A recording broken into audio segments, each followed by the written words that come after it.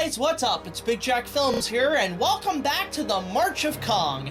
And today, we've got a really special treat for you. Today we are doing an audio commentary on a film that is either hit or miss by Kong fans, with the 1986 sequel to the 1976 classic, known as King Kong Lives. And on this commentary, I will be discussing facts, trivia, some behind-the-scenes knowledge, as well as an extended opinion on my thoughts on the film. If you guys have not seen my review of King Kong Lives, link down below to my early review that was made back in 2013. Holy crap, that was a long time ago. And yeah, with that, basically, if you have not seen our commentaries before, the way we do this is to avoid copyright issues is that we just have still images of each scene from the movie to kind of justify where we are in the film, and we allow those who have a DVD copy or Blu-ray copy, you're in the Region 2 areas, you lucky bastards, and you can follow along and watch this commentary with us. Unfortunately, unlike the 1976 commentary, this one does not include any archival features and interviews with the cast and crew because there's not much to go around. So without further ado, I will let you guys get started by putting in your DVD or Blu-ray of the film, and we will start where it starts at 0 minutes. Basically, you will see the Studio Canal logo come up, and I believe that's on all the DVDs and Blu-rays because Studio Canal does own the rights to King Kong Lives exclusively, because in terms of the rights of who owns it, nobody really gives a shit. Although, to be fair, the Region 1 DVD is owned by 20th Century Fox.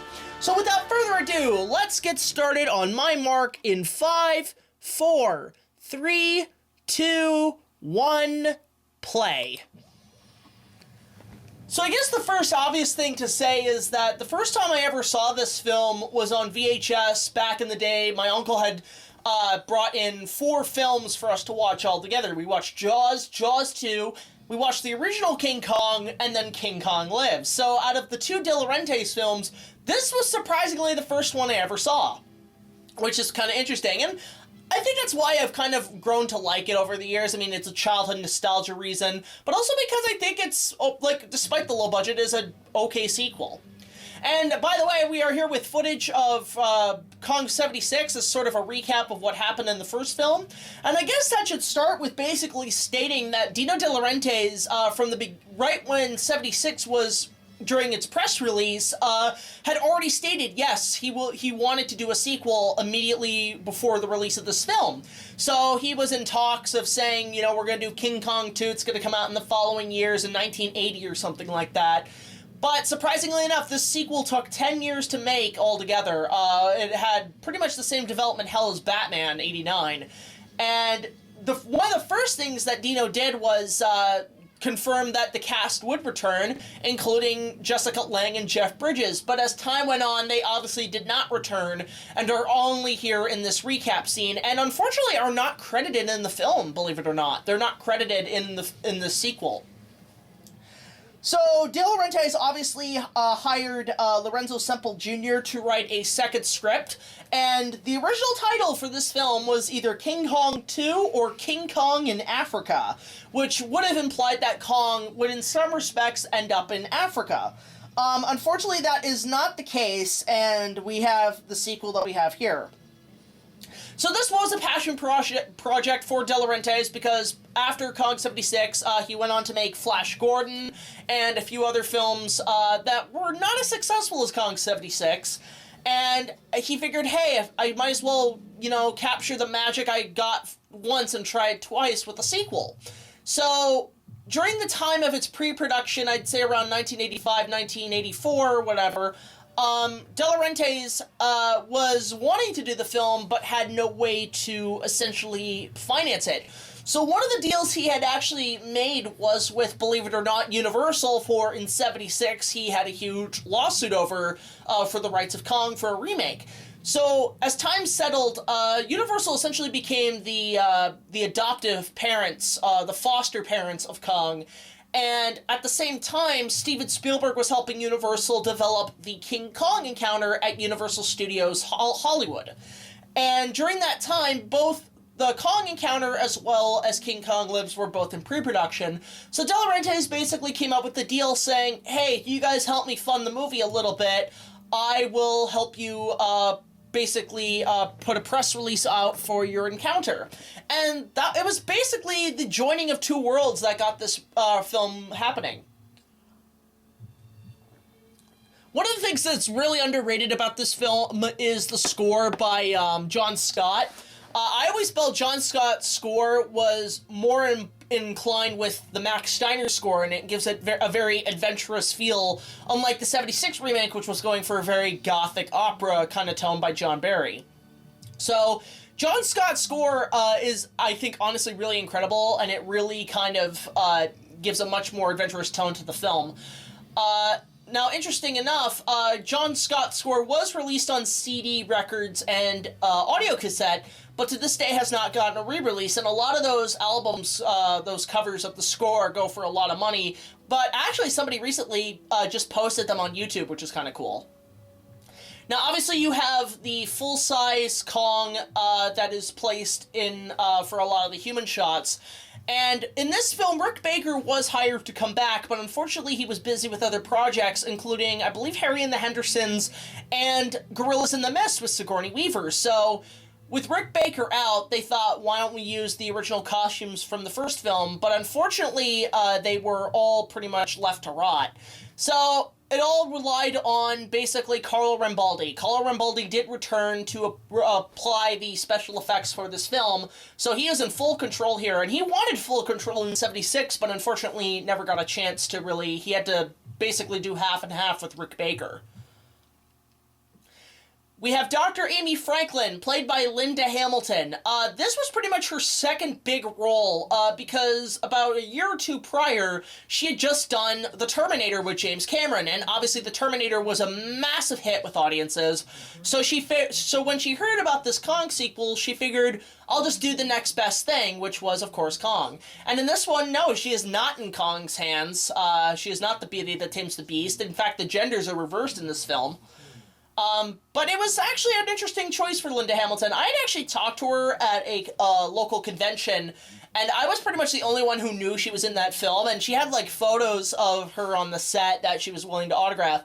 So I went up to her, and honestly, Linda Hamilton is a really nice girl, really nice woman. And I went up to her and I said, you know, everybody likes you in Terminator, but I personally loved you in King Kong Lives. And she literally looked at me like, you know about that piece of crap?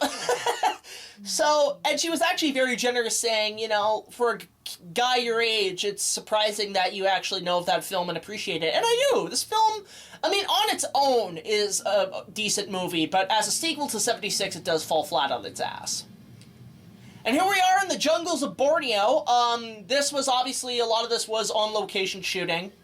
And we have Brian Kerwin as the hero lead of this film. They were essentially going for a very Indiana Jones-esque character with this film, because at the time, Raiders of the Lost Ark and Temple of Doom had just come out, so obviously they wanted to kind of give it that kind of feel as well. The majority of this film was, I mean, yes, some was shot in Borneo, some was shot in California, but the majority of this film was shot in Wilmington, North Carolina, because De Laurentiis had just opened up a studio there to have a huge production facility at his disposal. So the majority of the film was shot in Wilmington, North Carolina, in the mountains, as well as the majority of the sound stages that were used there. And here we are coming to the first appearance of Lady Kong, and these shots, obviously, with the giant hand, is an interesting story. So, again, a lot of the props from Kong 76 were pretty much left to rot. Some were actually shipped to Italy as part of the Carlo Rambaldi Museum in the late 80s and early 90s, and actually recently the Rambaldi Museum is putting up a lot of displays from from the Kong films, including the original hand from 76, which was quite fascinating, and it's completely restored. But the animatronic hand used for this sequel and the majority of costumes and full-size pieces of Kong were actually basically redone. They were completely redone and built from scratch, including the giant hands. Now, the giant hand, the animatronic one seen here, after the De Laurentiis company pretty much sold the backlot in Wilmington, North Carolina, the new head of management pretty much ordered anything left in the backlot to be burnt down, including the remaining pieces of the full-size Kongs. So a lot of it was just burnt down, destroyed, but one guy had actually taken the animatronic hand that was pretty much just a skeletal structure and took it home and pretty much stuck it on his front lawn for close to 30 years until recently it popped up on eBay. Now, I had actually planned to go check it out and actually see the hands of Kong for a future video, but unfortunately, somebody bought the hand off eBay, and I had no luck on it, but actually, very recently, the Academy of Motion Picture Arts and Sciences are opening a museum this coming year, and one of their key attractions will be an animatronic Kong hand, and that hand was from the sequel King Kong Lives, although the Academy is recognizing it as the hand from 76, which is total buttocks because the original 76 hand is in Italy, in the Carlo Rambaldi Museum. One of the things you'll notice is one of Rick Baker's sculpted ape heads from Kong 76 in the background of this office. It was one he sculpted, and I guess De Laurentiis had kept it, so they just stuck it in the office building there as sort of an Easter egg or a prop. Brian Kerwin at the time was actually doing some pretty decent work, I believe on television in a few films, so he was sort of a minor heartthrob in the mid-'80s, so it was pretty good choice for De Laurentiis to hire Brian for the role of the hero lead in this film. Sir, you're not noticing a hemorrhoid here when replacing the heart. I'm well aware of that. The slightest upset while Kong is recuperating. Again, De Laurentiis is trying to push in the whole man's greed of how the Kongs are portrayed to the public. Obviously, because Kong created such a ruckus in 76, people wonder why did they keep him alive? Well, it's more of just the fact of saving a certain species of animal than it is, you know, like, hey, let's just kill this thing so it doesn't, you know, just in the name of all those people who died in New York. It pretty much takes a quote from Jeff Bridges in the 76 film where he tells Charles Grodin and Fred Wilson, you know, even you wouldn't be asshole enough to wipe out a unique new species of animal. So I think they took that very literally with this film, where the whole institute is trying to keep Kong alive as, like, the last remaining species, and thankfully with Lady Kong, there's a chance for the species to survive.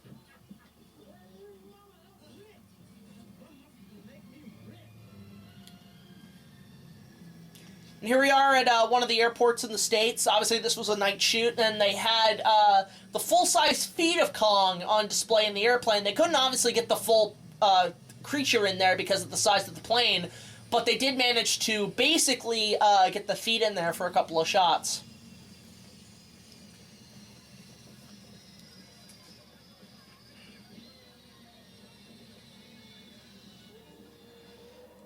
This is actually George Yoshiomi as Lady Kong. Most people think Lady Kong was played by a woman, but it was in fact played by a Japanese man. And how fitting, given in Japan this film was a huge success, and because Japan always eats up all that kaiju shit. But yeah, George Yoshiomi played Kong, or Lady Kong in this film, which gives the film, you think about it now, it's a very eerie feeling with these two, especially with him and Brian Kerwin. But and yeah, so George Yoshiomi played Lady Kong surprisingly well, actually. But in this film, obviously, Rick Baker was not back to play Kong.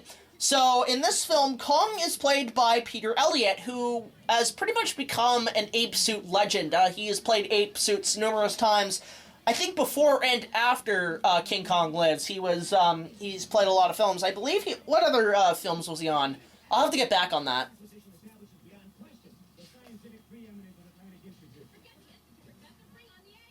So obviously the press, since Kong's escape, has not really been letting go of that whole ordeal in New York. So it makes me wonder, like, one thing I've always wanted to know is how the hell the press reacts to all this after Kong's rampage. And luckily that was kind of explained in the two attractions at Universal, where they had a WWOR news report, essentially with Ronald Smith doing a fake report about the rampage and so on. So that was pretty fascinating.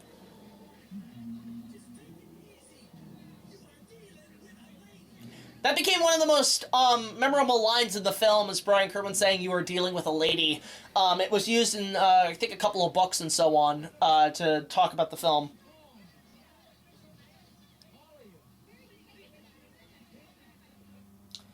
creative team wanted the Kongs in this film to look much like the 1976 film, but it actually proved to be rather difficult because Rambaldi sculpted Kong's face repeatedly, but couldn't get it to match, so they basically used, I believe, the same molds from 76 to kind of create the Kongs in this film, but unfortunately they had to do some modifications. And I think it actually helps the film, because you look at this film, you compare 76 Kong with 86 Kong seen here, and they're a totally different look in terms of facial structures. So I believe it makes me feel like, in a sense, Kong maybe lost a lot of blood, so his bone structure is a lot more visible in this film. You could have left her a couple of pints. You look like hell after all that blood you pumped out of her. Females resting fine in this one. Yeah, and they come in warehouses sucked. Interesting showing Brian Kerwin's character, essentially, like, he's obviously looking for the money on this, but he at the same time does care for Lady Kong. That's something that's kind of a very interesting kind of perspective. Most people think, like, why didn't they call Lady Kong Queen Kong? And that was due to the fact of there was actually a spoof film called Queen Kong made in 76 that was a British parody of Kong, because at the time the rights were in major questioning at the time, so a lot of studios tried to cash in on that by making their own King Kong ripoffs. So basically Queen Kong was a spoof parody where the genders were swapped, and Fay Wray was now Ray Fay. And unfortunately, it never got released in the US because De Laurentiis and Universal had both teamed up to basically make sure that film never got released because of their productions on their own films. Now, despite Universal helping out with this production, most of it was produced and completely released by Dino De Laurentiis' own production company, which is pretty interesting that it was pretty much made independently. King Kong Lives was also the reason why the Dino De Laurentiis Entertainment Group actually did kind of file for bankruptcy in the early 90s. They just weren't doing well because after King Kong Lives, they lost a lot of money and ended up doing less projects over time. One of those giant clampers used in the operation was actually put online at an auction a while ago.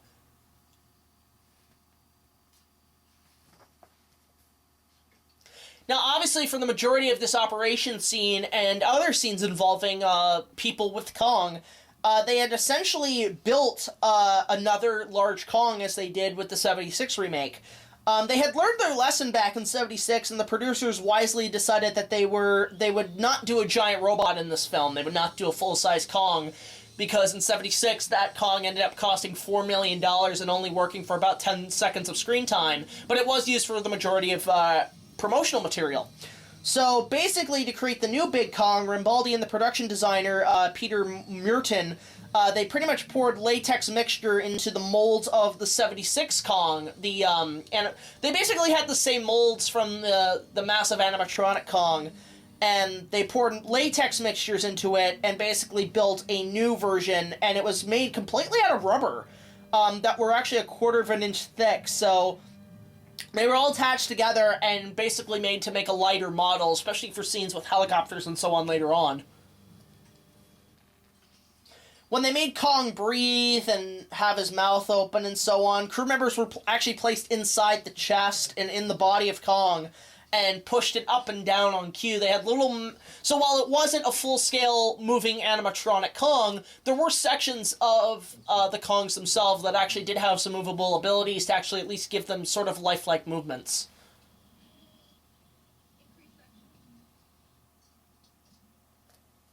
Obviously, you have Peter Elliott on the operation table in close-ups, mixed with edited with the actors. Now, this always fascinated me as a kid, just this whole thing of this heart operation. But it does kind of raise a question because, you know, Kong's heartbeat is working fine. And what they do say, because as a kid you think, hey, he needs a new heart, he needs an artificial heart. But nowadays you think about it, if the heart's working fine, why not just have just the blood put into him and he'll be fine?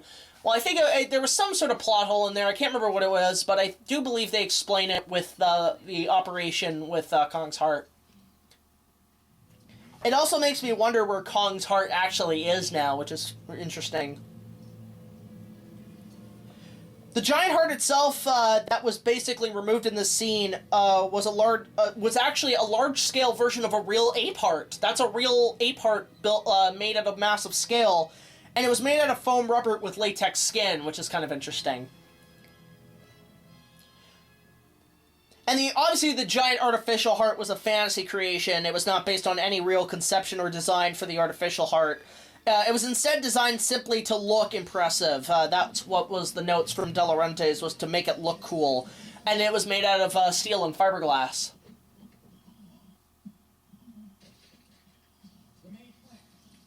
Obviously a lot of this was, you know, to create drama, and with the sound effects and everything. The sound effects really help in creating the suspension of Kong's operation.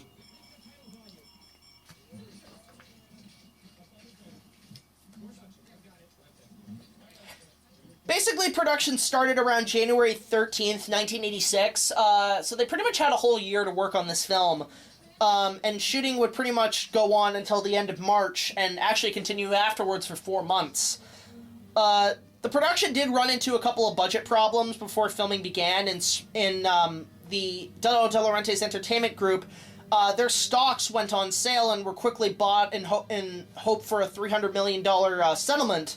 But there was a lot of money problems during the production.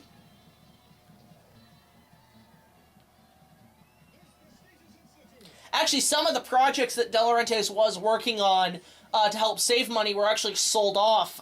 For example, Total Recall, which was later sold to Carloco in the late 80s, was actually later filmed in 1990 with Arnold Schwarzenegger. But that was originally supposed to be a Dino De Laurentiis production, because De Laurentiis had worked with Arnold Schwarzenegger on Conan the Barbarian.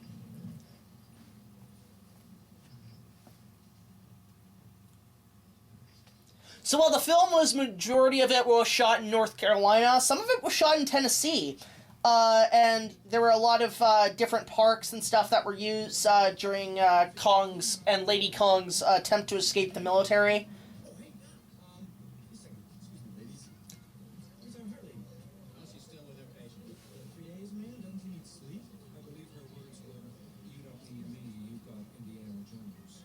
Obviously, the joke was put in because Raiders and Temple of Doom had just come out, and they were making buttloads of money, so De Laurentiis decided to put a little in-joke. And it seems De Laurentiis, I don't know what his real relationship, or if he'd even met Steven Spielberg before, but it seems they were always in sort of a rivalry, because, to think about it, De Laurentiis had made Kong to compete with Spielberg's Jaws, which was the highest-grossing film at the time.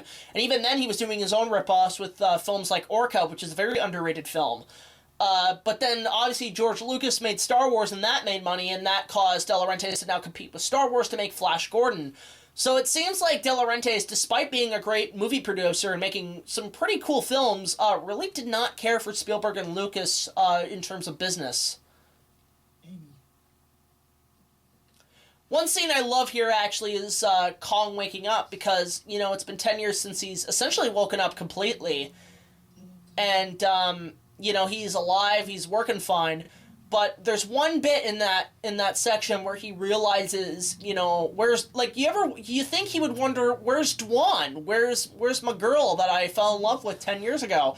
So you get that slight hint of, okay, she's not here anymore, she's pretty much left, but his scent immediately goes towards Lady Kong, and it completely changes his perspectives in relationships. It is complete animal instinct that he immediately smells the female, essentially. Now, a lot of this is Peter Elliott and George Yashiami in miniature stages and miniature sets. Which actually, there's some shots that actually match pretty damn well, especially in the wide shots with Lady Kong seen here. Those are some pretty impressive shots.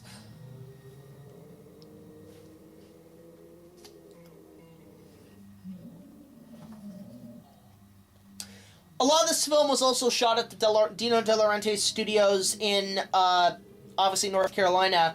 And a lot of this film was shot on their largest sound stages there. The stages, actually, the sets, filled about 20,000 square feet, which was a lot to use in this production.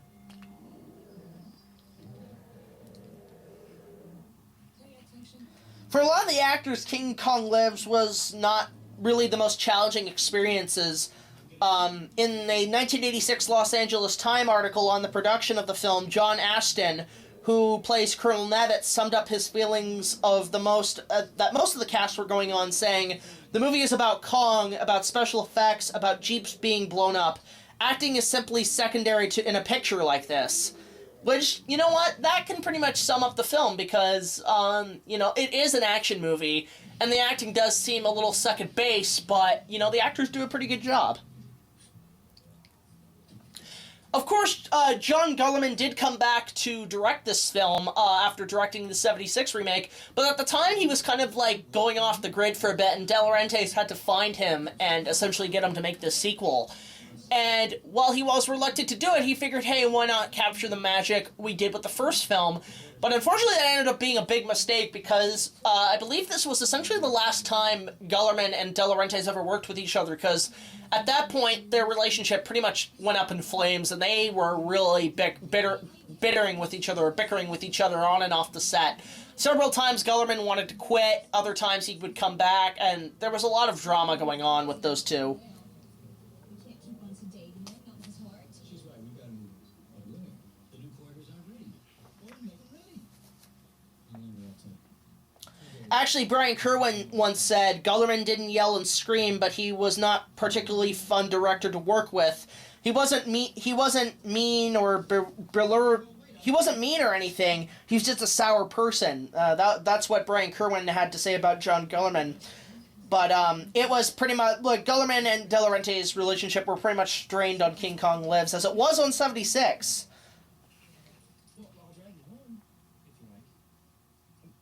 Actually, one thing that did happen in terms of drama is that Guillermin's relationship with the crew was actually so bad at one point that some members of the art department allegedly made hundreds of little rubber models of Guillermin and gave them out to everyone on the crew to essentially use as like a stress doll or like a voodoo doll. And actually, from then on, Guillermin would actually yell at them and like really hold a grudge against all of them.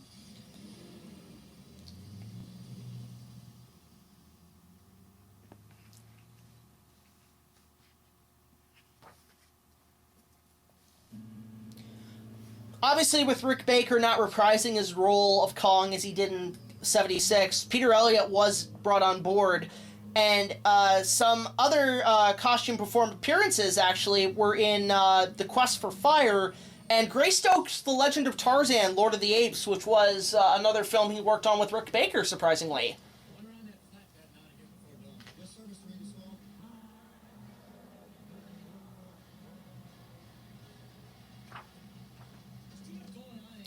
One of the biggest things that happened with this film as well as 76 was this film was heavily storyboarded. And for a lot of this film, something that they didn't do in the 76 remake is that they had both Kongs on all fours like a real gorilla. Which is kind of interesting, but it kind of creates kind of a bit of a animalistic plot hole with both films. Kong's chains here were actually another prop that was recently sold online. I can't remember who, but I did remember seeing them online for a hefty price. Obviously, a lot of it was Peter Elliott just smashing the set with some blue screen elements added with the guard.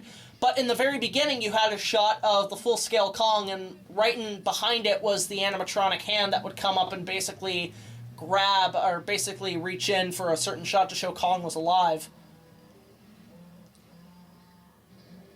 Now, a lot of this is Giorgio Shiumi in the miniatures with miniature tanks cut with full scale.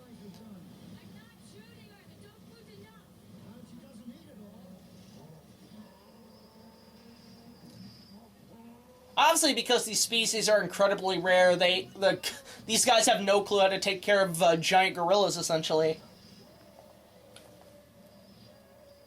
Production designer Peter Merton actually created 40 miniature sets for this film. The most challenging part of his assignment was because, while being a veteran production designer, he had currently designed miniature sets before. He had never had to do so many at the same time. And the lack of experienced team of model makers made the assignment even more challenging for them. But a lot of them were actually from England that helped with this production.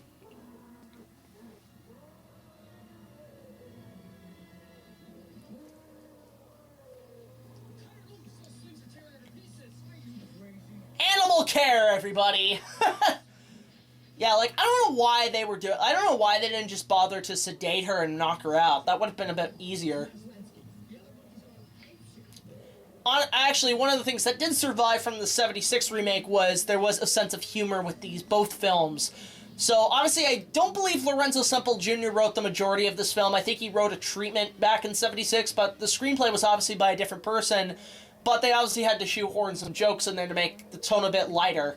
Even though both films are essentially really dark movies, surprisingly. The Kong roars in this film are obviously not the same roars from 76. Actually, that's one of my favorite shots right there of Kong just breaking through the warehouse. But to the point, the roars in this one were not from 76, although for a lot of the promotional trailers and so on, they did use the roars from 76, but the majority of them this time around were completely recorded by a voice actor doing it, and I don't believe it was Peter Cullen in this one. This one was a totally different actor doing the roars of Kong.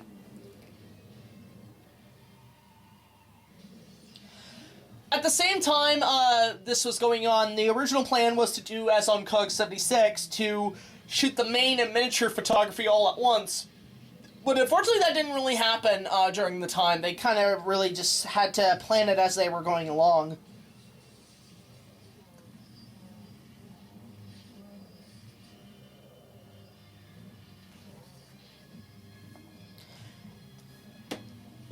Very much like Rick Baker, Peter Elliott did want to play Kong like a realistic manner by having him walk on all fours like an actual gorilla. He stated, "I know I wanted to go more gorilla-like, particularly with some of the physical moves. While he was running and charging, I wanted to do more quadrupled versions of the character." But this concept was discussed and actually approved before shooting began, but once the camera started rolling, De Laurentiis and Gellerman decided they actually wanted Kong to walk upright like he had in the 76 remake. And at that point, Elliott began to understand the challenges Baker faced a decade before. He had actually gone on saying, "I had like Rick's performance as Kong, but thought it was maybe a bit more melodramatic. But when I came to do it, I realized Rick was right in that way, because that is what Dina wanted." Here you have Brian Kerwin actually doing the majority of stunt work himself, believe it or not.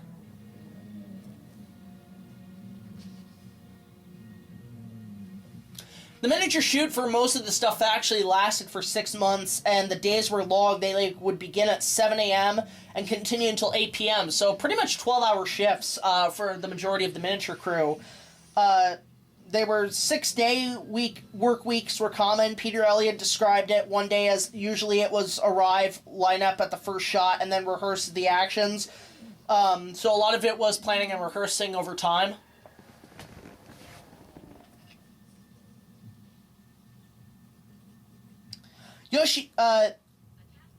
Yoshiomi and Elliott experienced most of the same hardships that Rick Baker and Will Shepard did in the 76 remake.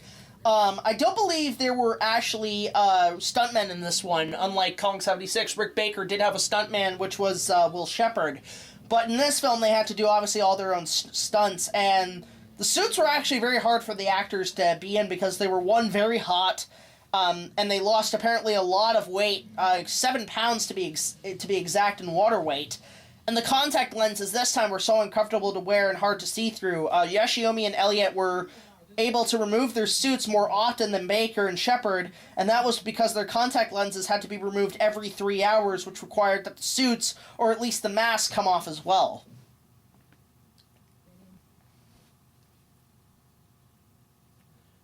Obviously, you have Linda Hamilton and Brian Kerwin forming a pretty good relationship. Linda Hamilton has actually stated that even though, despite this film being a flop, she did have a fun time shooting it and actually was very, very friendly with Brian Kerwin, often on the set.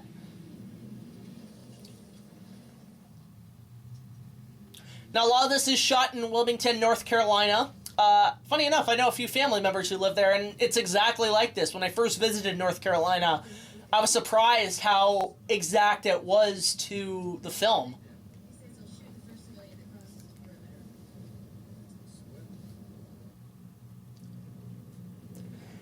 Now, one thing to point out, here comes the U.S. military coming in to basically be the villains of the piece. One thing you'll notice is that, especially with a lot of films made from like the late 60s onwards, and even today, you notice how a lot of films use Huey H-1 helicopters. And there is a reason for that. That is because a lot of the Huey H-1s helicopters that are used in a lot of films, and you see them so often, is because a lot of them were pretty much left from the Vietnam War. After the Nam War had essentially ended, the U.S. had made millions of these helicopters. Now, a lot of them ended up being dumped out to sea because there was no use for them, but Hollywood had actually bought out a lot of the stock leftovers of helicopters used after Nam. So, to this day, they go through helicopters like crazy. They use them on all sorts of productions, and either as props or as ways to get the cast and crew off and on sets. And it's interesting how they're used so much since then. And obviously there you had Colonel Nevitt, the main villain of the piece, giving his sort of militarized speech, essentially. I believe it was rumored that at the time they wanted George C. Scott, but he actually declined to do the part, so they instead chose a different actor. Honestly, one of the best things about the film is the chemistry between Kong and Lady Kong. You can tell that they're trying to make this work, despite it being two actors in gorilla suits on miniature sets. And I find it works surprisingly well and is kind of charming, to be honest.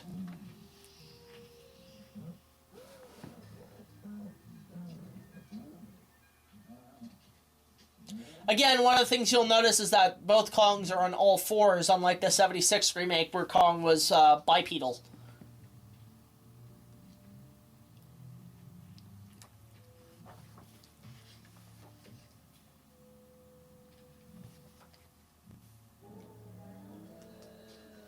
Obviously, there's some reference to Kong here, essentially still suffering from sort of I guess, a heartburn-esque pain because of the heart surgery recently. But you also notice that continuity of him injuring his knee from one of the construction pieces, so it gives them time to bond, essentially.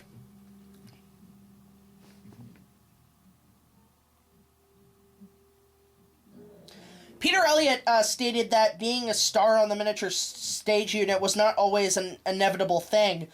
He stated, if you have the unit dedicated to you all the way through the film, it creates immense pressure because if you stop, the whole unit has to stop. They wanted to keep you filming all the time, all day, every day. I had a production assistant, this young kid, a lovely guy. They had him stand at the gate in the morning waiting for me to come in to alert that we could get started. From there, it was always a dash from one shoot to the other. You would finish one shot, and then you would line up another. I remember one day shooting, I'd been on the set for 8 hours and was completely exhausted. I said, I really have to take a break. So I went to my trailer called Club Kong, that's actually pretty funny, as I seem to remember, and I'd been there for about 5 minutes, hadn't gotten the suit off, and then they came in and said, can you come out quickly for rehearsal? He was like, and Peter Elliott said, what do you want me in? And they said whatever I needed whatever I was the most comfortable in. So Peter Elliott came out stark naked. It didn't go down very well, especially as there was some woman on the set. They were like, right, take a break, but in general, it was pretty continuous moving unit. Most days were full on shooting. The only time I had time off was when Robin was occasionally used on the main unit for night shoots. It was a highly pressured job, fun on all day, every day. Those are words from Peter Elliott.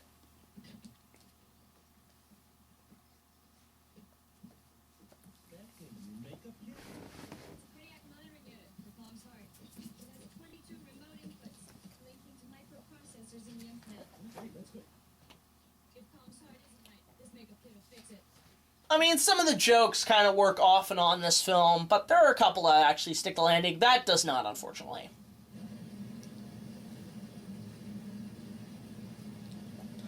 King Kong Lives was actually a much more simpler, much less ambitious project than the 76th film. Obviously, it was produced on a considerably more modest scale, and the production team didn't have time to rush and meet pretty much an impossible deadline. And as a result, this film was a much easier film to work on for most of the cast and crew. A lot of the production team actually did like working with Dino De Laurentiis. One saying that Dino's very badgerous and behavior came to be very stingy. That's an interesting quote. But Brian Kerwin actually once said that Brian Kerwin once said the bottom line, he's Dino De Laurentiis. He's a showman, like Barnum or something. I like that guy. So a lot of respect did go to De Laurentiis during this filming.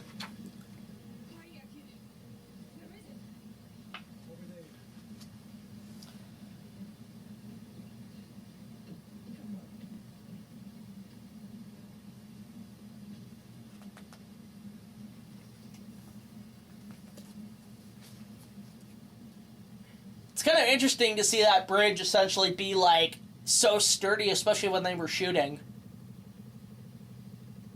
But you could tell, honestly, like, the actors were having fun. I mean, they're in a King Kong movie. Of course they're going to try to have fun on the set.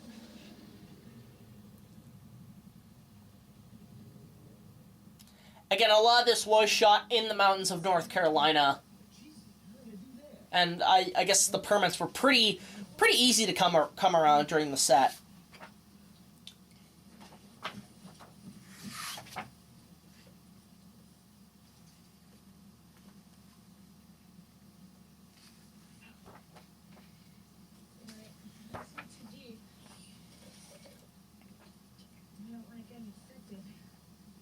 Actually, a lot of this was filmed in Tennessee. A lot of the stuff up here in the mountains, but it was meant to be North Carolina, essentially. A lot of the soldiers in this film were played by members of the North Carolina National Guard, believe it or not. They were eager to attract more motion picture productions there because of the amount of money that De Laurentiis had put into building the studios there. And actually, a lot of the National Guard were dressed in rented-out U.S. Army uniforms, obviously from an Army surplus store.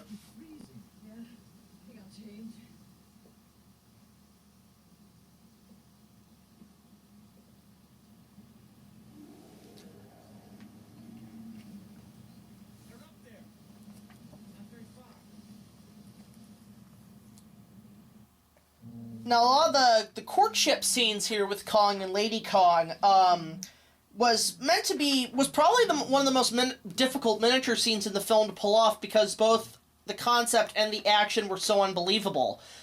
Peter Elliott choreographed the interplay between Kong and Lady Kong because the scenes were so over the top. Elliott based the ape actions on the behavior of real apes and gorillas. But for George Yoshiomi pretty much treated it as a tongue-in-cheek kind of matter.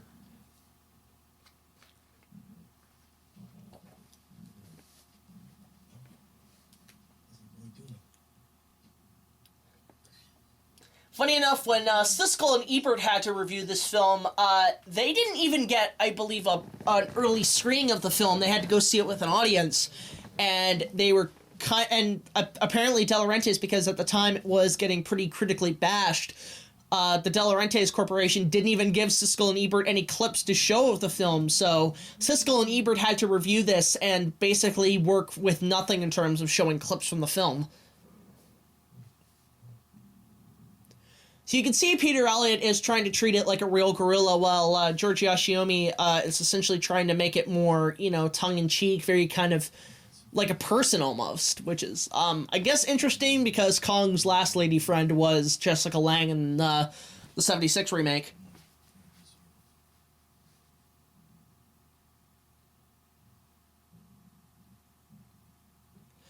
One thing that actually is mentioned in this scene between Linda Hamilton and Brian Kerwin is that they do mention Skull Island, but they don't call it Skull Island, they call it Kong's Island, and that was mentioned a lot, basically in a lot of early Kong films. They never called it Skull Island. They just called it Kong's Island for the majority of those films. It wasn't really till the Peter Jackson film and later incarnations that they actually did call it Skull Island. But it's funny that they actually mentioned that in the film, and that Skull Island does still exist after Kong's capture 10 years prior. They also do mention the idea of a preserve, money for a preserve, but the question is, who would fund that?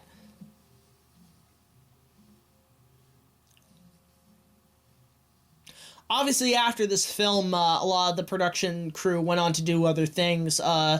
Unfortunately, John Gulliman, after this film, pretty much left the film industry and pretty much went off the grid for years.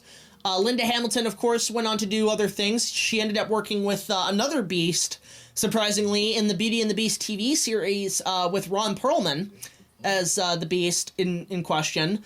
And Brian Kerwin, I'm not too sure. I think he went on to do more television and small film roles. Dino De Laurentiis did continue to produce films, I believe, all the way up to the 90s. And as terms of Peter Elliott and the other Ape Suit actors, they went on to obviously work on other things. I believe Peter Elliott did have a hand in Gorillas in the Mist and a few other films prior doing Ape Suit material. A lot of the props used in this film, especially the Kong suits and some animatronic pieces, both from 76 and this, did end up at the Carlo Rambaldi Museum back in the late 80s and early 90s. And a lot of it, after the museum closed as part of an attraction, they were pretty much left in storage.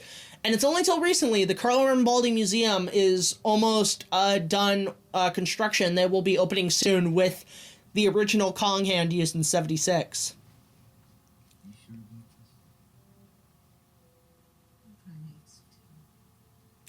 Honestly, these two make a cute couple.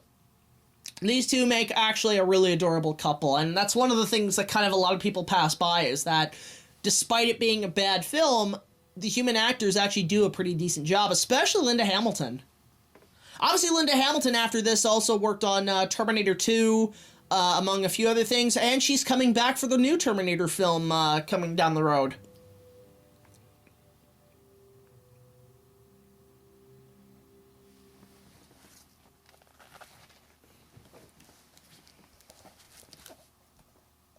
One thing I should also mention is that the full-scale Kong used in 76, the styrofoam model that was used at the end of the World Trade Center, actually was later put in a theme park in Italy. Like, a lot of the stuff was shipped back to Italy where Carlo Rambaldi was.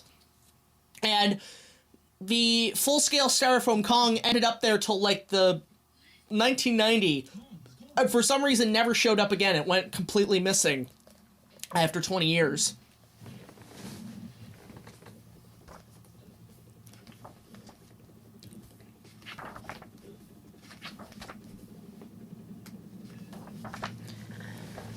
Now, the recapture of Lady Kong's scene here, for the shots of Lady Kong essentially keeping herself busy and grooming herself, which opens the sequence, Yoshiomi as Lady Kong was filmed on the miniature Honeymoon Ridge set and was split screen into a full-scale shot. A lot of the stuff with Kong forging while spotting Neffet's helicopters was also an outdoor miniature set, believe it or not. It was a lot of outdoor miniature photography for that sequence. And they actually had, in this one, they had radio-controlled helicopters, which was something that in 76 they tried, but it was too dangerous, so they actually, at the end scene of the World Trade Center, had cable-controlled helicopters for that sequence, but now they finally were able to get miniature helicopters for this sequence, for this sequel. Peter Elliott once recalled saying, "I do remember one flying around my head and thinking that's quite dangerous," so there was a chance that some of the actors could have gotten hurt when they were doing this miniature work.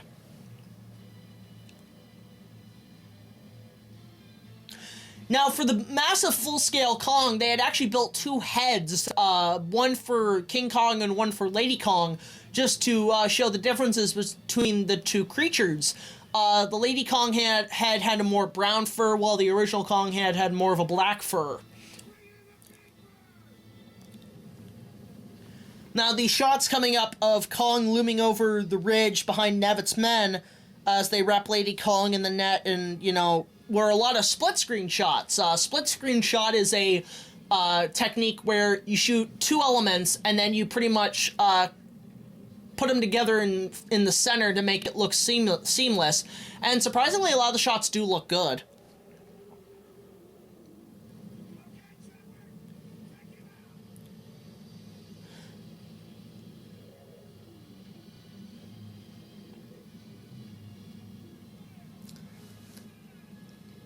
A lot of the ridges of Kong here, where Neffet's men fire hand grenades at him, and flamethrowers to hold them back. The explosions and flames in the scene were actually all real. These were actually rigged explosions and fire that was used in the scene. They're obviously mostly pretty much pyrotechnic features that they put on set. They actually used real daylight to photograph all these shots. So a lot of the shots you see of Kong out here were a real sky with just miniature, with a miniature set, which is actually a pretty interesting way to go about it, and actually could save you money on building a painting background.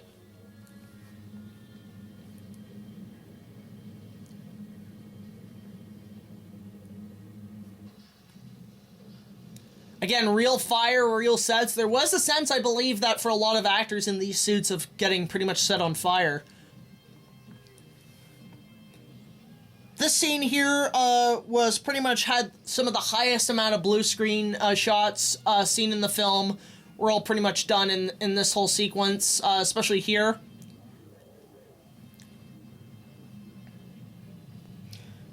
One of the most complex shots was the shot of Colonel Nevitt watching Kong climb the mountain. A lot of those shots were the storm begins to whip up. To create the shot, Elliot was filmed in climbing up a blue-covered riser, like actually right here, and then later matted in with a foreground element.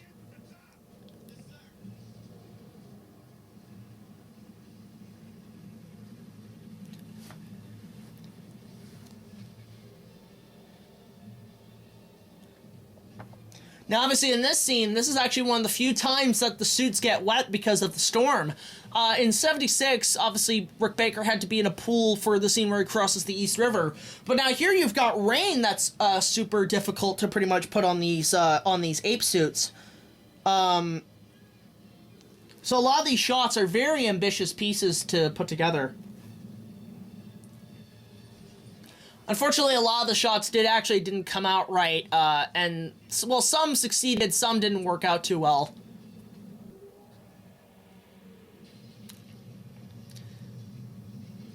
Now, it's hard to tell if that was a real rock or a fake rubber rock, but obviously the vehicle crushing was real.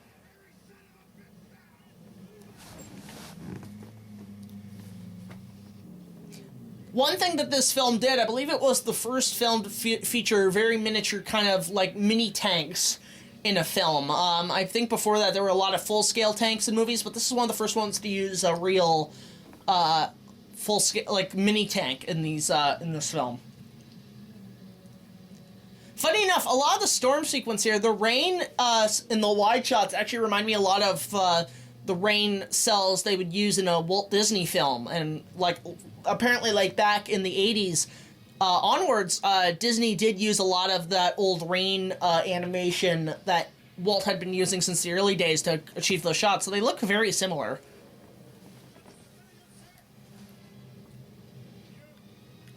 Again, Peter Elliott pretty much did his own stunt, so he did do this final leap into the raging river. The river set was actually constructed in a tank on the back lot, and it was equipped with a series of onboard motors used to churn the water at appropriate moments. To create the storm, water was piped in for the rain, and you know, a rigger fan was set up to provide 80 mile per hour winds, believe it or not. Elliot leaped from pretty much a cherry picker suspended approximately 30 feet above the tank, and then jumped in. And seeing all this equipment set up to create the film actually thrilled Elliot. And Peter Elliott once said, "I thought, my God, this is the movie business." Once he hit the water, though, Elliot was required to disappear beneath the surface, come back up, get swept down the river, and then go under again. But for a lot of it, Peter Elliott almost got killed doing these sequences.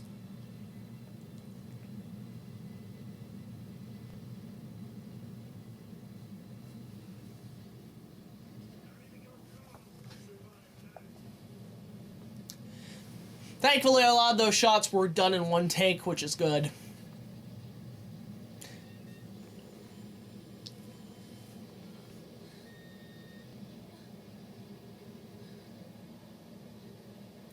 Honestly, despite how much this was probably all done like a in-camera storm, the actors are soaking wet, and my god, like, that's the thing, Linda Hamilton could seriously act in this film, and even in any production, she's really good.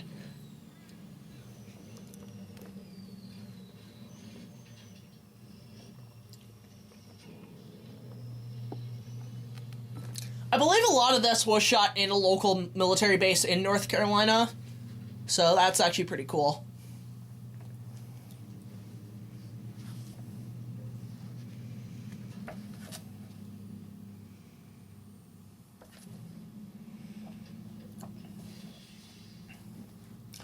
John Astin, actually, when he was cast in this film, he had just appeared in Eddie Murphy's Beverly Hills Cop, and essentially was pretty much really liked taking the job. He always liked playing villains, and in this film, he actually, from what I heard, really enjoyed the production and just being able to chew up scenery left and right.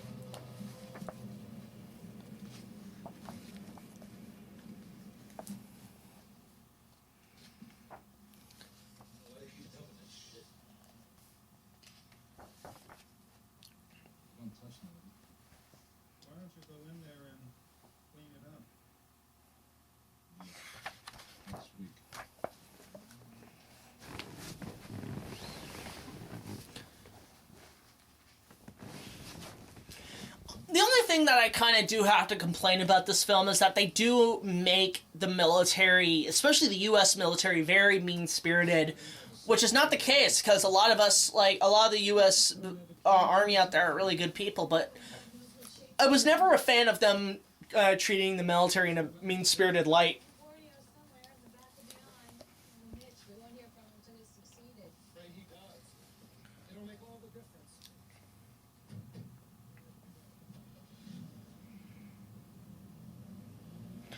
It was really usual in a special effects movie that there was a lot of downtime for the actors. Kerwin found several enjoyable ways to fill the gaps. He once said, "I read every Travis McGree novel. There were 22 of them. I also watched every match of the Open that year, and I did a play." And so during that time, the actors were able to do stuff off and on shooting.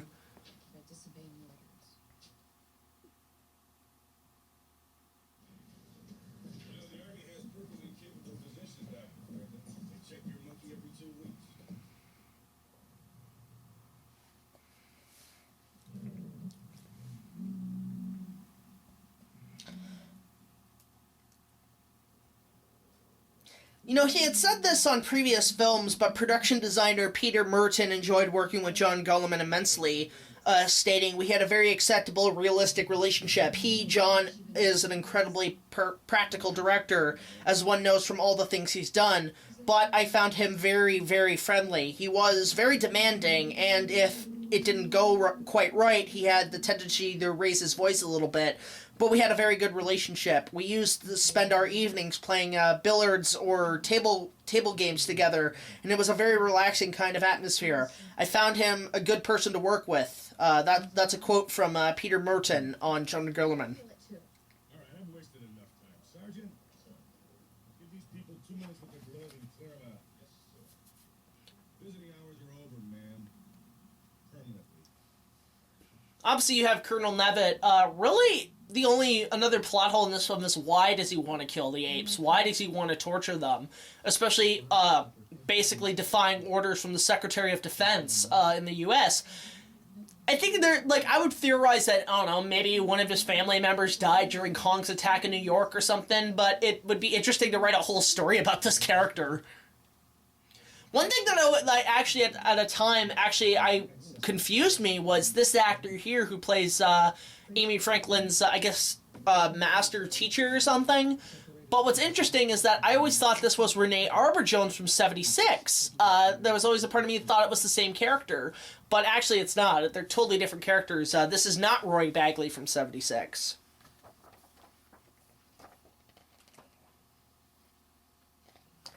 Now, the swamp scene here, no relation to the original Kong, was filmed with Peter Elliott on a miniature set. Now, what they would do is they obviously have to have the scene where Kong is eating alligators.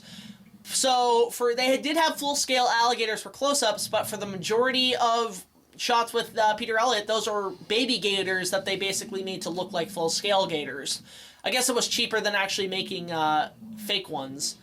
Now, obviously, a lot of the gators that Kong kills and snaps are most likely dummies, because there was no way they were able to actually kill legit gators on set.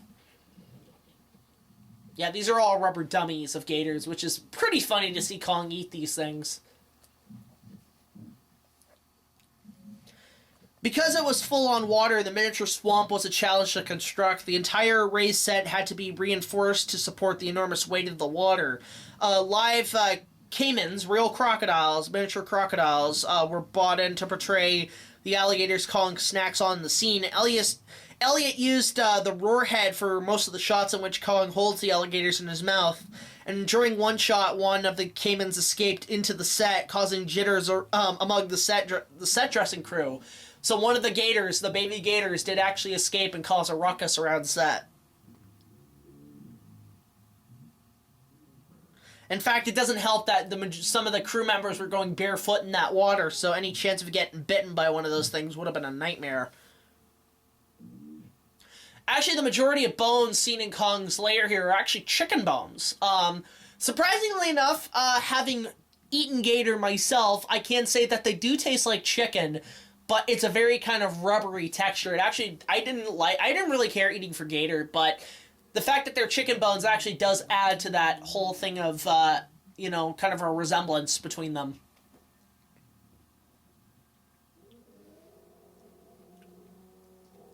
The full moon Kong actually gazes at here and other scenes in the film was actually a beach ball that was painted white and suspended above the set. That's how cheap they were. They had to get like a fake moon out of a beach ball and paint it. Hi, stranger.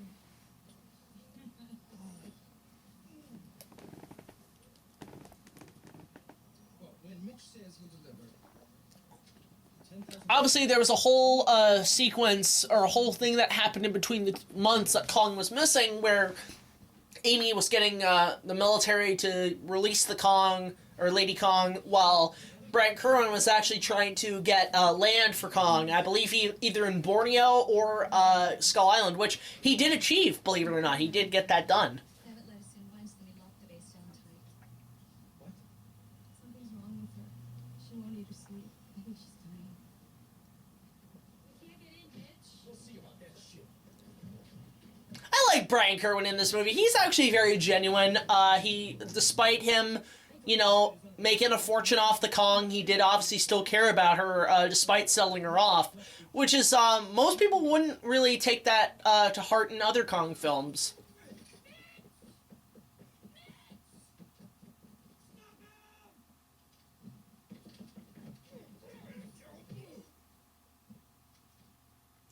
I mean, I guess obviously what they wanted to do with the military, despite them being mean-spirited, is to give that kind of notion that the people in the South are kind of assholes. I wouldn't say that. I would say, though, that they are very kind of interesting people, per se. I know a few people, family members in North Carolina, a lot of them are really nice people, but there are a couple of weirdos out there. I think one time I was driving back, I went to a gas station, I literally saw a bearded lady, which actually really creeped me out.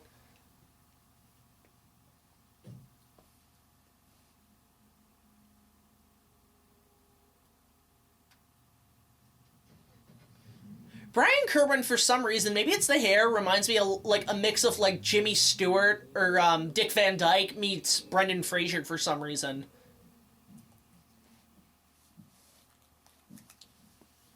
You could tell Peter Elliott was really having a ball shooting this film. I believe he actually did go to Rick Baker for advice.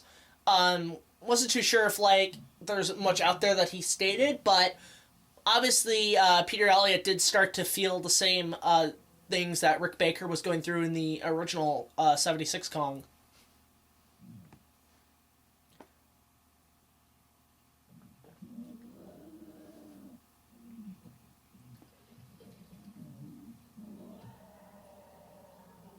Obviously you have Peter Elliott here going through a miniature swamp with fog and so on placed in the set. Now that is actually a beach ball that they just placed on the set, that moon.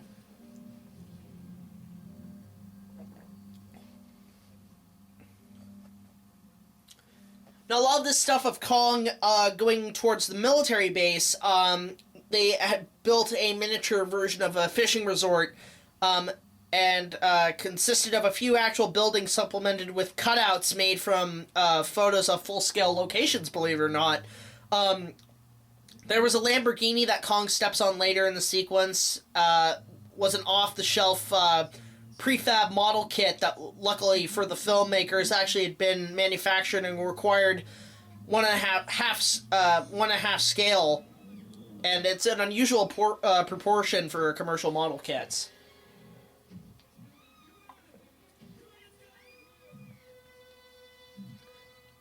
Again, one thing you'll notice with this film is that it is more lighter-hearted with the comedy. And actually, this is one of my favorite scenes of the film, just to see, like, the local townspeople see this giant animal. And especially this one guy who, I swear to God, has the biggest balls ever, because he just comes in, and he just, like, with his girlfriend, gets on a motorbike and goes in between Kong's legs. And then you got this old guy. What the hell is that all about? Like, I forget, honestly, that the comedy really works in this film. Like, it is actually pretty funny.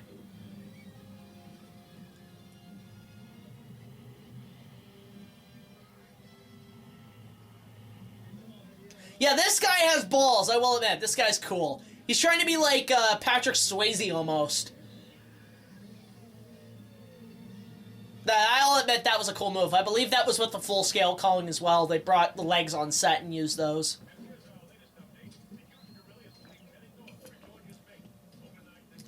I believe a lot of this stuff was mostly inspired from Jaws, when a lot of the fisherman crew decided to go hunt the shark, and obviously given De Laurentiis was trying to compete with Jaws, at the same time a lot of the sequels are coming out for that film, he wanted to basically put his own spin on it.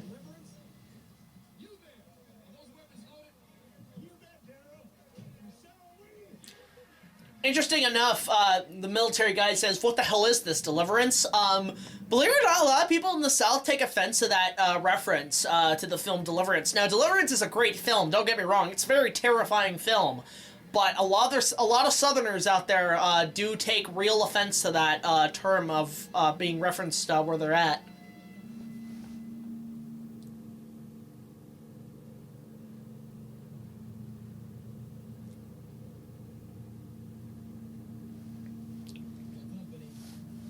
Obviously, you have Brian Kerwin and Linda Hamilton in a plane on blue screen, because it's obvious you can't get those actors to legitimately fly.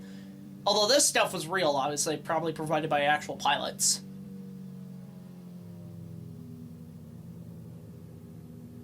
Funny, a lot of these shots do remind me of The Great Escape, when the actors, Donald Pleasance and, I forget who the other guy is, take a German plane down to Switzerland.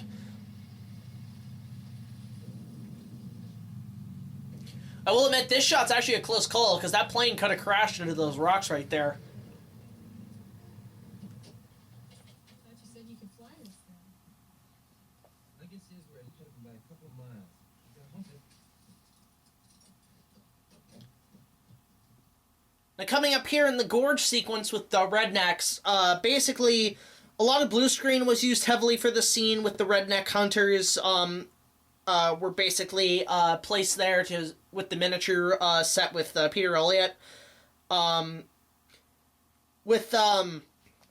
terms of Kong and the explosion where Kong is buried alive by the boulders, were actually all made out of foam, obviously. And I believe some of them were actually packing peanuts were used for some of the miniature rocks.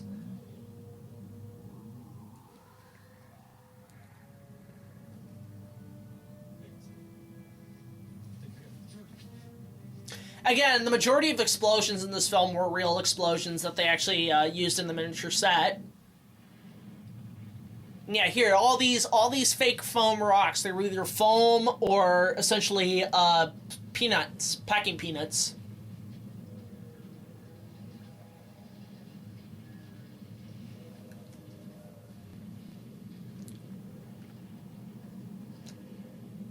Surprisingly, a lot of the North Carolina stuff was used in the majority of the trailers for this film. While obviously America got some pretty poor trailers, a lot of the European and Japan marketing got some fantastic trailers. If you can ever get a chance to look up the Japanese trailer for this film, Definitely do. It's a pretty epic trailer. But surprisingly, there was a teaser trailer released, I believe, a year or 6 months before this film's release, and they had used pretty much footage from the 76 remake to say, hey, we're making another King Kong movie, because obviously they didn't want to show too much.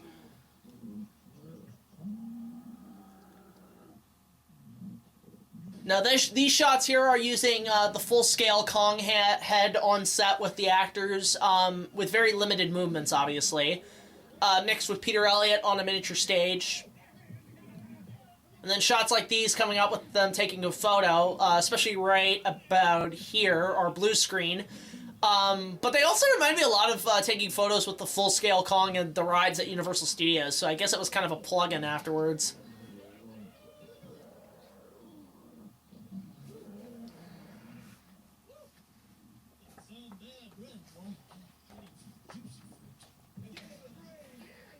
Now, this bit, obviously, with them giving him a drink, actually reminds me a lot of Mighty Joe Young in the original, when the drunk guys give Joe a drink and he goes on a rampage.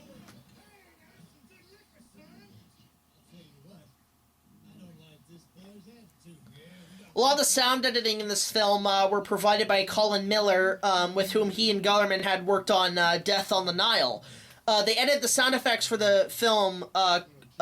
Kong's roar in this film was not reused. Instead, Miller actually gave Kong a growl, with a new sound effect created by mixing Elliot's voice with various animal roars and breaths. The variation of growls were used throughout the film and even replaced the original roar in the stock footage from Kong 76. The voices for the other Kongs were created the same way, essentially.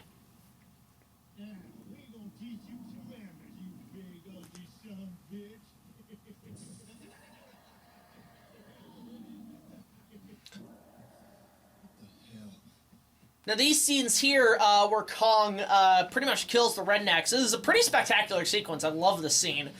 But, basically, when one of the miniature hunters that Kong rips in half when he strikes back at the tormentors was a 6-inch figure built on a wire armature, and the shot where Kong bites the head off another hunter ends at the end of the sequence was created by shooting the hunter in the big hand against the blue screen and then composited with the plate of Elliot as Kong.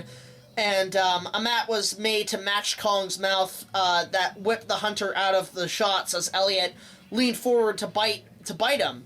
When filming the full-scale portion of the shot, the hunter ducked down into the big hand and stayed there as Elliot pulled back, which made it look like the hunter on top of part of him had disappeared, essentially.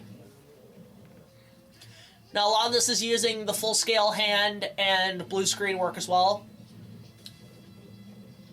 I'm surprised how much the hands took a pretty massive beating in this film.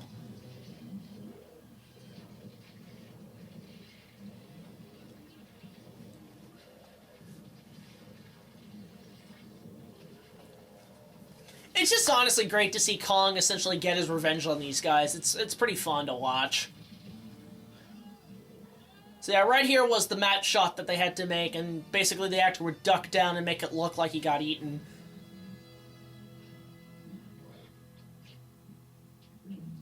Believe it or not, I believe this is the first time that King Kong essentially ate anybody completely whole, because most of the time he would just bite and spit them out, but in this film he straight up eats people. And obviously he got a little miniature hat that Peter Elliott pulls out of his mouth, which is a pretty comedic moment.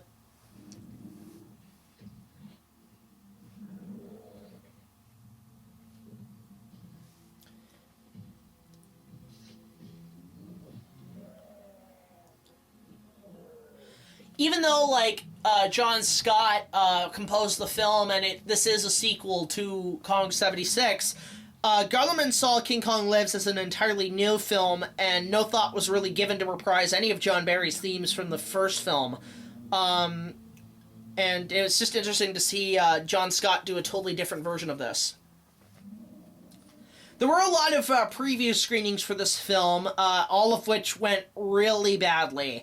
Ronald Shuzet spent a great deal of time analyzing the audience's reaction and says that he thinks the biggest problem was that preview audiences couldn't tell if the movie was supposed to be funny or thrilling.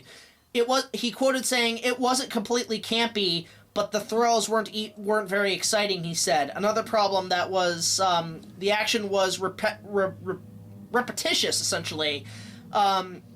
And it wasn't repetitious in the original Kong or in Dino's film because you had the cityscape.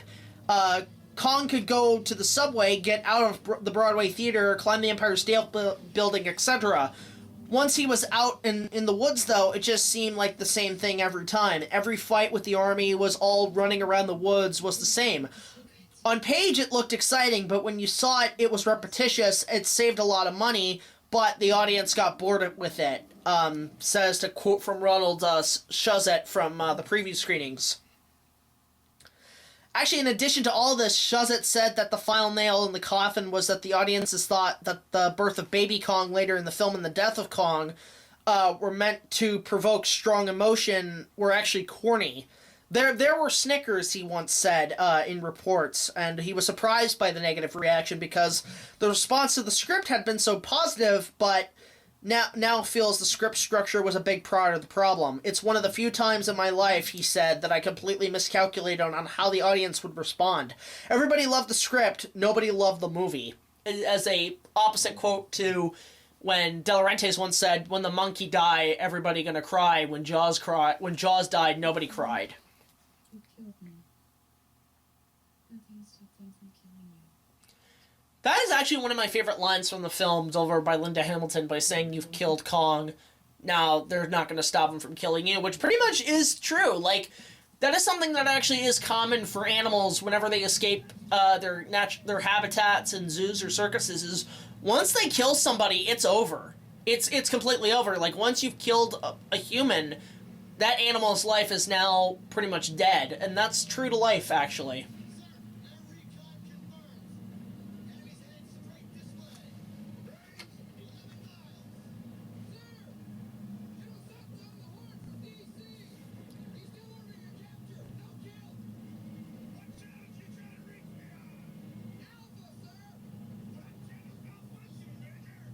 Obviously, you have Colonel Nevitt being a complete scumbag. Like, he doesn't care what the government says. He wants Kong's head, essentially.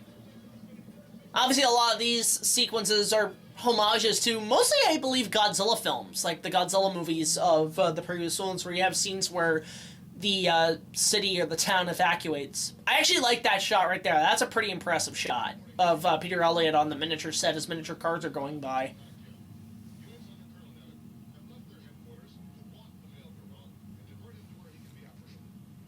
The real first official publicity done in this film was the press release issued on May 20th, 1986, basically announcing the birth of Baby Kong, and the text took the form of a traditional birth announcement stating name, Baby Kong, born May 19th, 1986 in Wilmington, North Carolina, height 84 inches, weight 200 pounds, eyes brown, hair all over, father, king, mother, lady. And that was an article they had put out in the press kits. Also around that time, Universal did open the King Kong encounter on the back lot in California, and a similar attraction, which was Confrontation, was going to apply the following year in Orlando, Florida, but didn't happen until 1990. Actually, as part of the promotional material for King Kong Lives and the Hollywood attraction, there was a TV special called King Kong the Living Legend, which was hosted by Jonathan Winters. And the special actually interrogated footage from the original Kong 76, and on-set footage and clips from King Kong Lives, and interviews with Martha Schumacher, one of the producers of the film. No relationship to Joel Schumacher, by the way.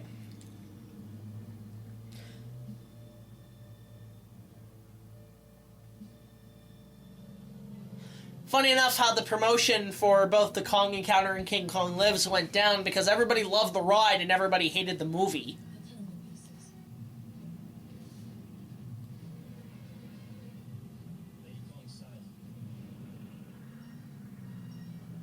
Actually, a lot of the behind-the-scenes crew, in terms of press release, were mostly from Japan, and a lot of the footage shot, rare behind-the-scenes stuff, was Japanese press-related footage. But, and I think that's also why a lot of this film did better in Japan than other parts of the world.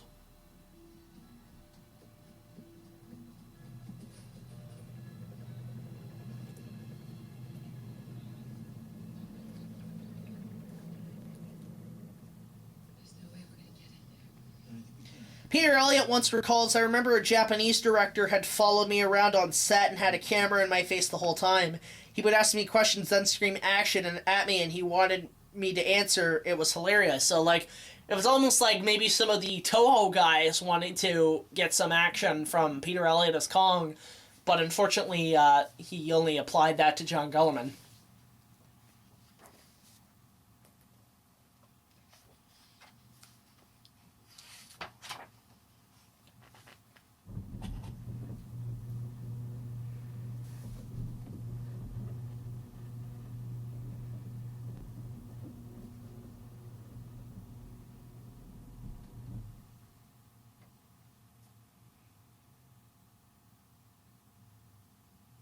A lot of this stuff is shot at night, obviously, and I believe a lot of this is miniature work.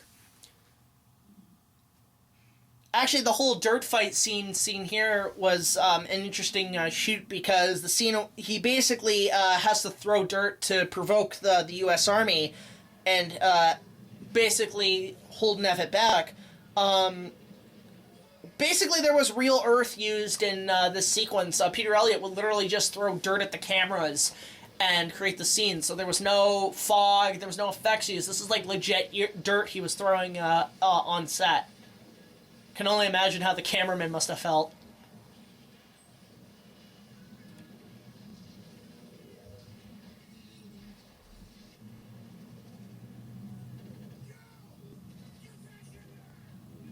It's also at this moment, obviously, that Colonel Nevitt completely loses his mind. And it makes me think there was some inspiration from this that Samuel L. Jackson later put into Kong Skull Island.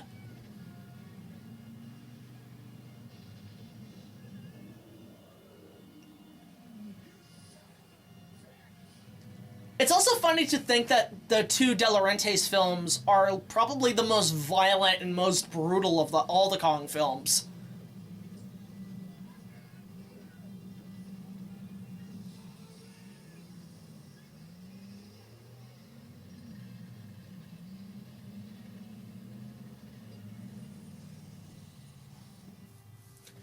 Now, during the missile silo sequence here, the miniature missile silo was a challenging set to construct because the floor was actually an elevator and was required to rise up and down the shafts during the scene, since it would have been both expensive and impractical to incorporate a real elevator. The set instead was constructed inside a large chute. During the filming, the silo walls were actually lowered into the chute to create a proper rising effect. The combination of the enclosed space, the hot lights, and the North Carolina humidity made it the most difficult and uncomfortable for George Yashiami, who plays Lady Kong. The silo doors that appeared at the top of the silo, which were allegedly made of concrete, were actually constructed of breakaway plaster to make it easy for Kong to pulverize them.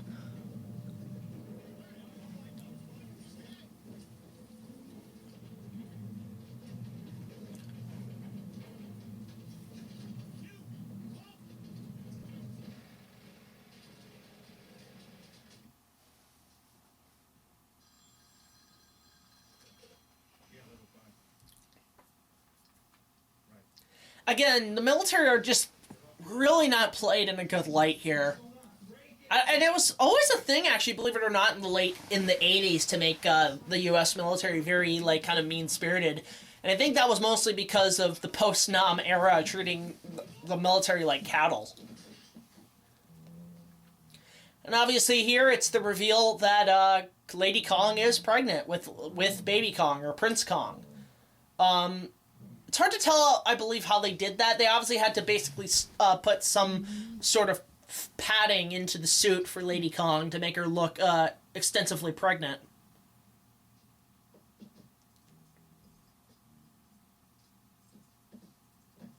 I do like the reaction that Brian Kerwin did make in that scene, like, did I do that?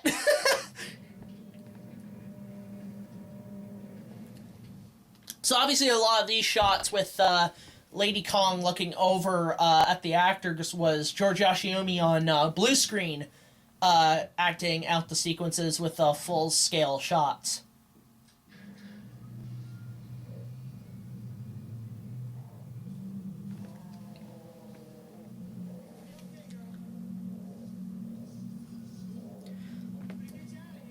There was also a matte painting of the silo floor that was presented for the actors in this sequence as well.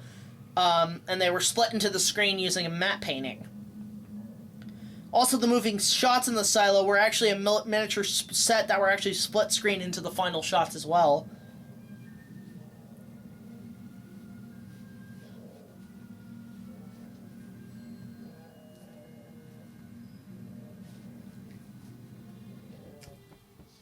The majority of shots of Brian Kerwin in the hand in this sequence coming up were shot on set, and it was actually a real fun ride for Brian Kerwin. He stated numerous times that he had fun just being in the hands of Lady Kong, and it was like almost pretty much being on like a theme park ride for him. But a lot of it was on set for real, and then for anything interacting with the Kongs was mostly blue screen.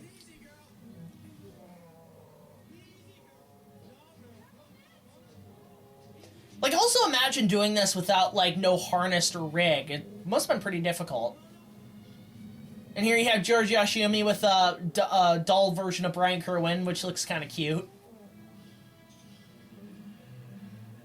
And then here you have Kong basically ripping away a plaster doorway, which is pretty cool. And shot at a certain frame rate, it actually comes off pretty impressive.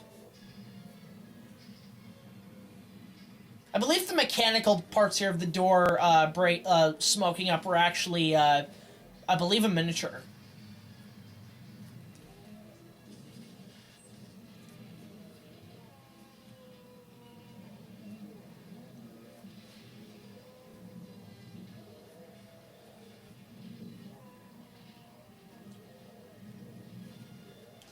Honestly, like, a lot of these shots come off pretty impressive and ambitious for a production that had a very low budget compared to the 76 remake.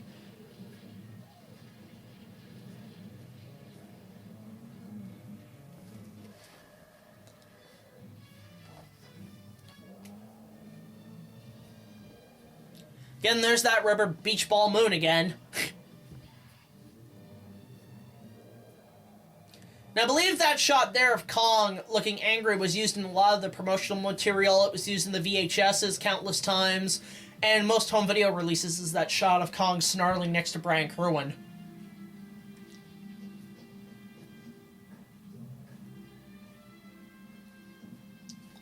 Linda Hamilton was really ahead of her time during these early movies she was in, because I think she just liked playing an action heroine, essentially.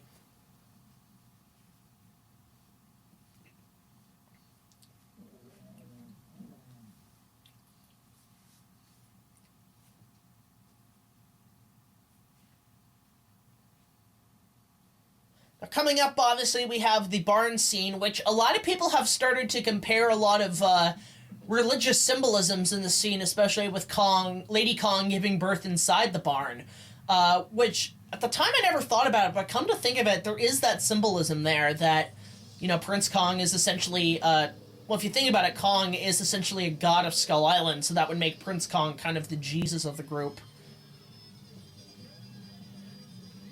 I actually do like this bit coming up with these two family relatives who haven't seen each other in a while. It's actually pretty charming and cute.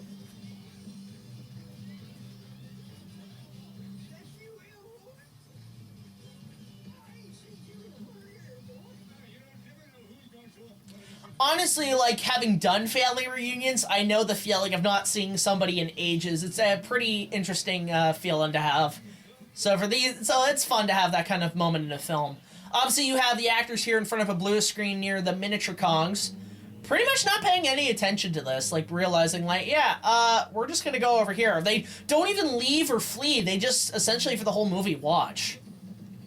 There's Brian Kerwin falling out of the full-scale hand of Kong. Now, surprisingly enough, in these shots, the Kongs look a lot bigger. They seem like they've scaled to, like, almost 75 to 100 feet here.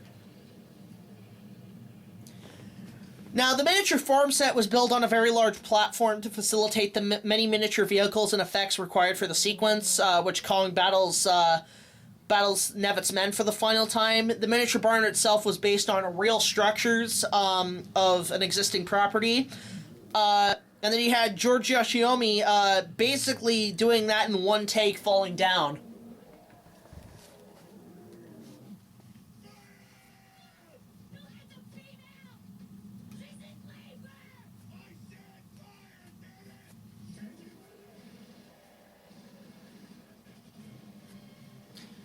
Peter Elliott here obviously wore the majority of the roar head throughout this sequence in which Kong battles the army, to give him that kind of angry expression.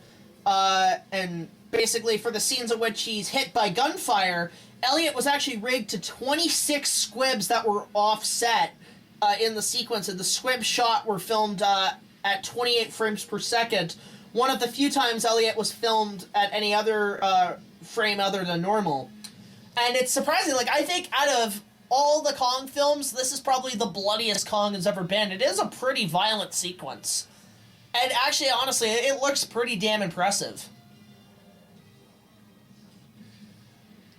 And obviously this was all shot in one night shoot, massive night shoot with the army.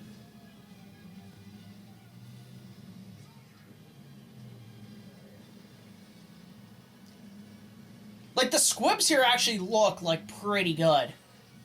Although some of the scaling of the tanks and stuff don't look right. Like, there you have, like, more of a like a full-scale tank with Nevet, but then it cuts to a more smaller scale for Kong.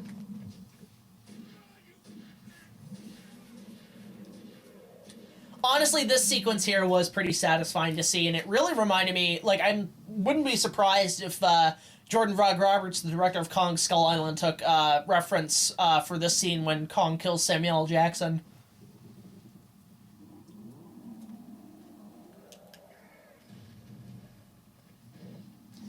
Coming up, obviously, we have the death and birth of Kong. The whole sequence in terms of stories and stuff was interesting. Obviously, you had the actors in the suits doing a really impressive job here. But the whole concept of giving birth to a baby Kong was interesting because, for one thing, it was a nice little thing to see Kong obviously have another son of Kong. That is in no way compared to the sequel from 33. But also, I believe for Dino De Laurentiis, when he was writing this, when he was having this film made, he had the intention to do more sequels, and one of which, surprisingly, was to do a cartoon series that took place after this that involved Baby Kong and Lady Kong out in the jungles of Borneo and other adventures. There was going to be a whole animated series to that, and it's unclear whether it was going to be Filmation or some Japanese company that was going to do the animated series, but it's one of those only few times that I feel like an animated series after this actually would have been actually pretty good. I would have watched the shit out of it. Now, honestly, right here, I think, like, this whole sequence, honestly, is pretty touching. Like, with John Scott's score is actually some of the best in the film. And then it's honestly, these shots still look pretty impressive for the time and give it a real kind of gritty sense of what's going on in the film. I'm not gonna lie, honestly, like, this scene has had me choke up a little bit a few times. I've watched it. Now, interesting enough, in this sequence, you have a baby Kong costume, but the Kong is basically a full-scale, normal gorilla size, which doesn't make any sense given these apes are 50 feet. You'd think, like, the baby Kong would at least be about 15 feet to 20 feet tall, given, like, it's a baby, but it is a full-scale ape suit, and this is another actor in a suit. But they had originally shot this with a massive head that's not to the same scale as that. They had built this massive kind of mascot head for Baby Kong to give him more of a larger feel. But unfortunately, the shots did not look good at all, so they later reshot it with a proper mechanical head. Is there a Kong in the region?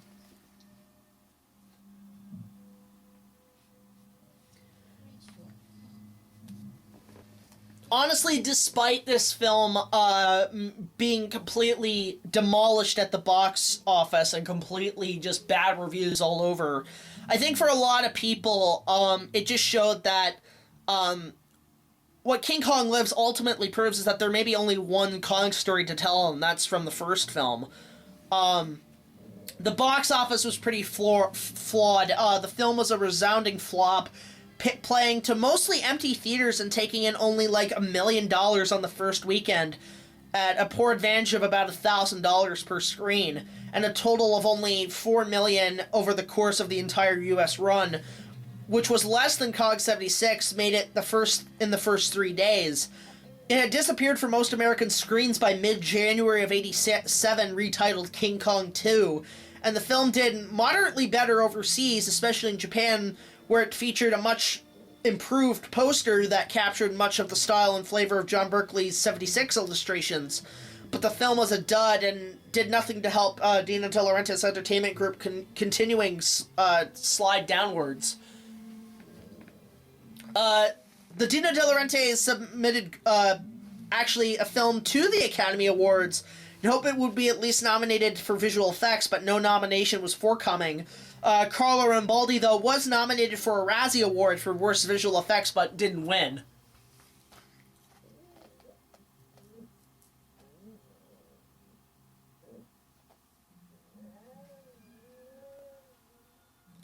King Kong Lives was also John Guillermin's last film. In 1988, he directed a television movie starring Chris Christopherson called The Tracker for HBO, after which he retired.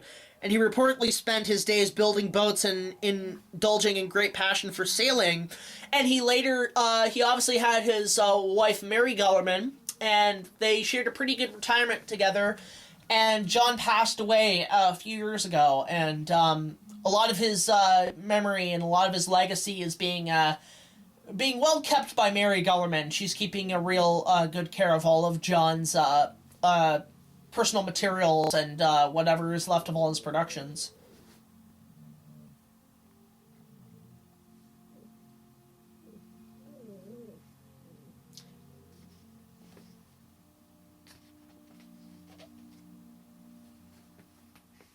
Obviously, King Kong Lives was later released on home video in 1987, including Laserdisc, VHS, and Betamax, believe it or not. Although it still plays occasionally on late-night television, and it was later reissued on DVD in 2004, but for most part, this film has been totally forgotten by most film buffs and fans of the series. But personally, I think it's an underrated gem. I still kind of enjoy this film, despite its low budget, despite its really kind of quirky, corny moments. It has its own charm, honestly, and honestly, comparing it to '76 is totally a terrible thing to do. But as its own film, its own standalone film, if you say, like, hey, the events of Kong did happen, but this is just our own what-if story, it works pretty effectively in my eyes.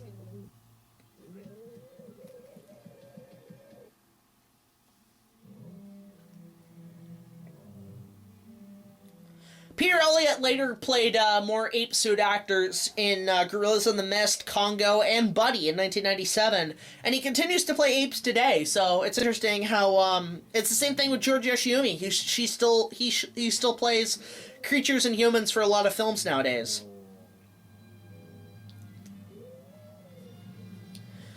But the failure of this film obviously put De Laurentiis to make any other Kong films pretty much completely out the window at that point.